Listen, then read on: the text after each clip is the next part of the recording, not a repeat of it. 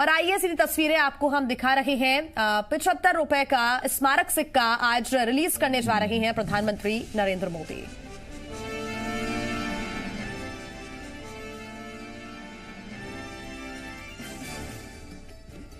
वैश्विक स्तर पर कुपोषण एक गंभीर समस्या है। भारत खाद्यान्न उत्पादन में आत्मनिर्भर बनने के साथ एक प्रमुख निर्यातक देश है। देश अब पोषण सुरक्षा सुनिश्चित करने के लिए अग्रसर है। वर्ष 2014 से पहले केवल एक ही जैव संवर्धित किस्म का विकास किया गया था।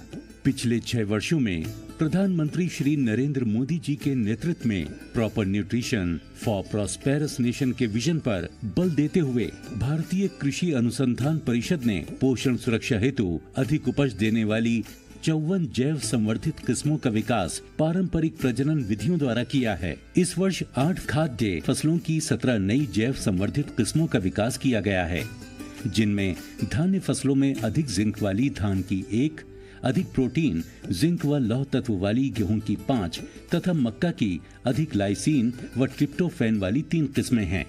छोटे अनाजों में उच्च कैल्शियम लौह तत्व एवं जिंक वाली रागी की 2 तथा कुटकी की 1 किस्म शामिल है। तिलहनी फसलों में सरसों की कम इरूसिक अम्ल वाली 1 तथा मूंगफली की अधिक ओलिक अम्ल वाली 2 किस्में विकसित की गयीं। इनके अलावा कंद फसलों में रतालू की उच्च लौह जिंक कैल्शियम एंथोसाइनिन तथा प्रोटीन की 2 किस्में भी शामिल हैं। कई जैव संवर्धित किस्मों का विकास किसानों द्वारा उगाई जा रही पारंपरिक देशी किस्मों का प्रयोग कर किया गया है।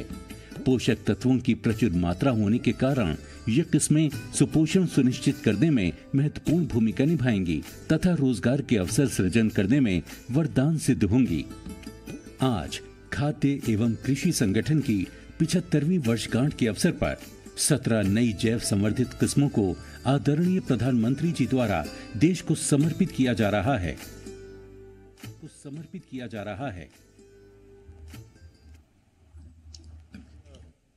तोमर जी अब ऑनलाइन आ गए हैं तो अच्छा होगा कि तोमर जी का भी उद्बोधन हो जाए।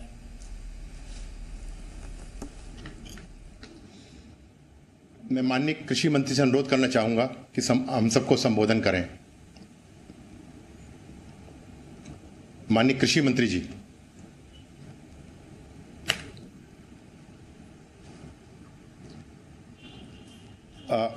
मेरे ख्याल से संपर्क सर स्थापित नहीं हो पाया, शायद हट गया है सर।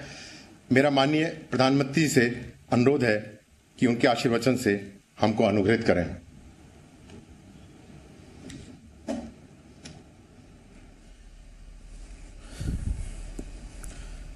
केंद्रीय मंत्रिमंडल के मेरे सहयोगी श्रीमान नरेंद्र सिंह जी तोमर,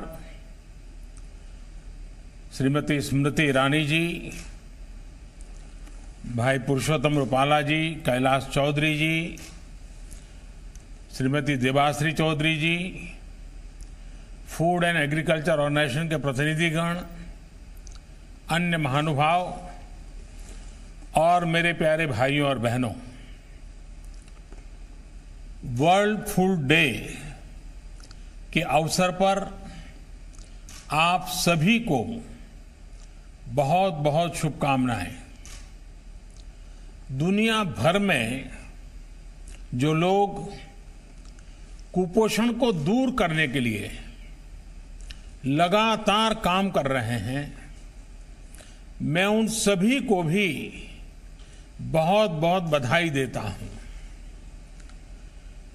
भारत के हमारे किसान साथी, हमारे अन्नदाता, हमारे कृषि वैज्ञानिक, हमारे आंगनवाड़ी और आशा कार्यकर्ता कुपोषण के खिलाफ आंदोलन का एक बहुत बड़ा हमारा मजबूत किला है, मजबूत आधार है।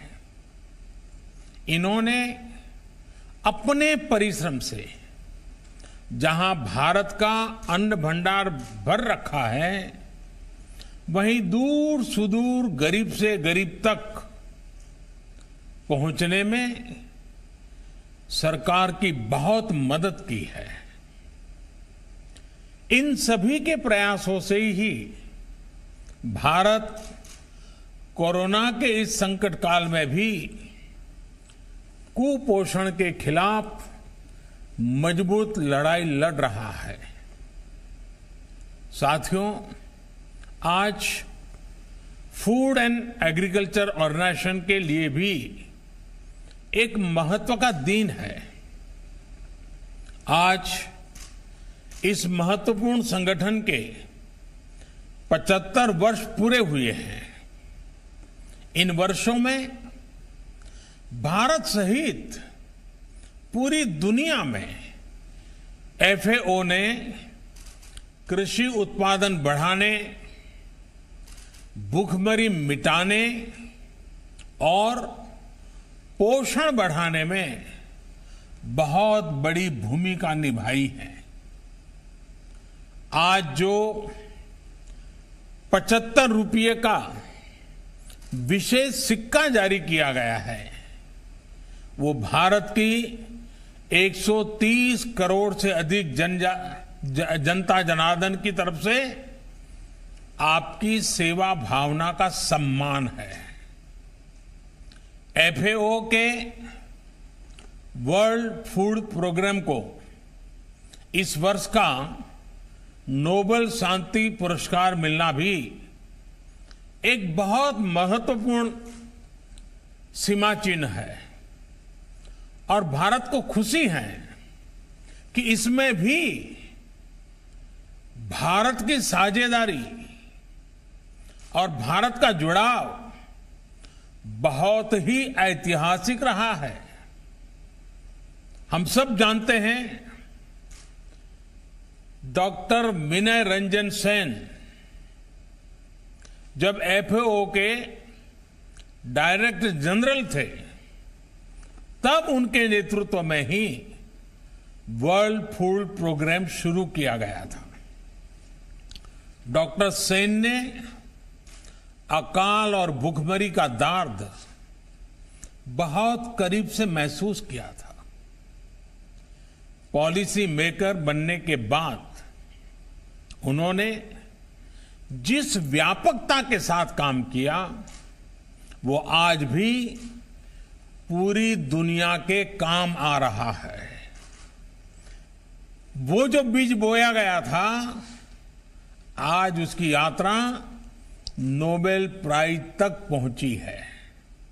साथियों, एफएओ ने बीते दशकों में कुपोषण के खिलाफ भारत की लड़ाई को भी बहुत नजदीक से देखा है।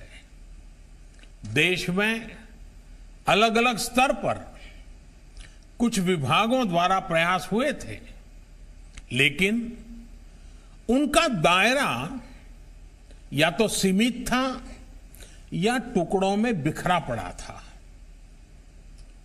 हम जानते हैं, छोटी आयु में गर्भधारण करना, शिक्षा की कमी, जानकारी का अभाव, शुद्ध पानी की पर्याप्त सुविधा न होना, स्वच्छता की कमी, ऐसी अनेक वजहों से हमें वो अपेक्षित परिणाम नहीं मिल पाए थे जो कुपोषण के खिलाफ की लड़ाई में मिलने चाहिए थे। मुझे गुजरात में मुख्यमंत्री के रूप में सेवा करने का अवसर मिला था, तो इन तथ्यों को मैंने ध्यान में रखते हुए वहां पर अनेक नई योजनाओं पर काम शुरू किया था। आखिर दिक्कत कहां है? नतीजे क्यों नहीं मिल रहे हैं और नतीजे कैसे मिलेंगे? इसका एक लंबा अनुभव मुझे गुजरात में मिला। उन अनुभवों को लेकर जब 2014 में मुझे देश की सेवा करने का मौका मिला, तो मैंने नए सिरे से पूरे देश के अंदर कुछ प्रयासों को प्रारंभ किया। हम इंटीग्रेटेड अप्रोच लेकर के आगे बढ़े, होलिस्टिक अप्रोच लेकर के आगे बढ़े। तमाम साइलोज को समाप्त करके हमने एक मल्टी डायमेंशनल, बहुआयामी रणनीति पर काम शुरू किया। एक तरफ नेशनल न्यूट्रिशन मिशन शुरू हुआ, तो दूसरी तरफ हर उस फैक्टर पर काम किया गया जो कुपोषण बढ़ाने का कारण था। बहुत बड़े स्तर पर परिवार और समाज के व्यवहार में परिवर्तन के लिए भी काम किया।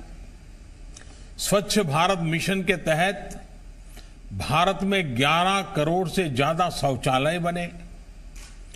दूर दराज वाले इलाकों में शौचालय बनने से जहां स्वच्छता आई, वहीं डायरिया जैसी अनेक बीमारियों में भी कमी देखने को मिली।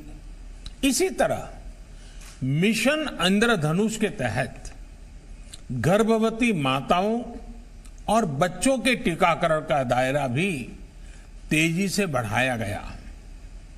इसमें भारत में ही तैयार रोटा वायरस, इस रोटा वायरस जैसे नए टीके भी जोड़े गए। गर्भावस्था और नवजात शिशु के पहले 1000 दिनों को ध्यान में रखते हुए मां और बच्चे दोनों के न्यूट्रिशन और केयर के लिए, उसके लिए भी एक बड़ा अभियान शुरू किया गया। जल जीवन मिशन के तहत गांव के हर घर तक पाइप से पीने का पानी पहुंचाने के लिए तेजी से काम चल रहा है। आज देश की गरीब बहनों बेटियों को 1 रुपये में सैनिटेशन पैड्स उपलब्ध कराए जा रहे हैं। इन सब प्रयासों का एक असर ये भी है कि देश में पहली बार पढ़ाई के लिए बेटियों का ग्रॉस एनरोलमेंट रेशियो बेटों से भी ज्यादा हो गया है। बेटियों की शादी की उचित उम्र क्या हो, ये तय करने के लिए भी जरूरी चर्चा चल रही है। मुझे देश भर की ऐसी जागरूक बेटियों की तरफ से चिट्ठियां भी आती हैं कि जल्दी से इसका निर्णय करो, कमेटी का रिपोर्ट अभी तक क्यों आया नहीं। मैं उन सभी बेटियों को आश्वासन देता हूं कि बहुत ही जल्द रिपोर्ट आते ही उस पर सरकार अपनी कार्यवाही करेगा। साथियों, कुपोषण से निपटने के लिए एक और महत्वपूर्ण दिशा में काम हो रहा है।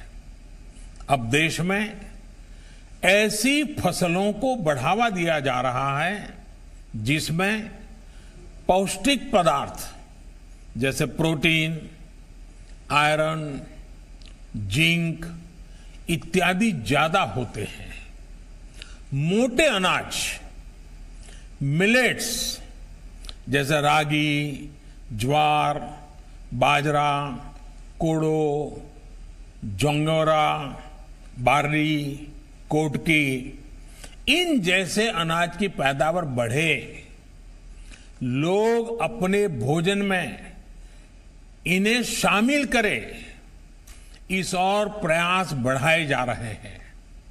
मैं आज एफएओ को विशेष धन्यवाद देता हूं कि उसने वर्ष 2023 को इंटरनेशनल ईयर ऑफ मिलेट्स घोषित करके भारत के प्रस्ताव को पूरा समर्थन दिया है। साथियों, भारत ने जब अंतर्राष्ट्रीय योग दिवस का प्रस्ताव रखा था तो उसके पीछे भी सर्वजन हिताय सर्वजन सुखाय की ही भावना थी। जीरो बजट में होलिस्टिक वेलनेस का मंत्र भारत विश्व के सभी देशों तक पहुंचाना चाहता था। वर्ष 2023 को इंटरनेशनल ईयर ऑफ मिलेट घोषित करने के प्रस्ताव के पीछे भी हमारे दिल में वही भाव है, उसी भावना को लेकर के हम आए हैं। इससे भारत ही नहीं, विश्व भर को 2 बड़े फायदे होंगे। एक तो पौष्टिक आहार प्रोत्साहित होंगे, उनकी उपलब्धता और बढ़ेगी, और दूसरा जो छोटे किसान होते हैं जिनके पास कम जमीन होती है, सिंचाई के साधन नहीं होते हैं, बारिश पर निर्भर होते हैं, ऐसे छोटे छोटे किसान, उनको बहुत लाभ होगा। ये छोटे और मंझोले किसान ज्यादातर अपनी जमीन पर मोटे अनाज ही उगाते हैं।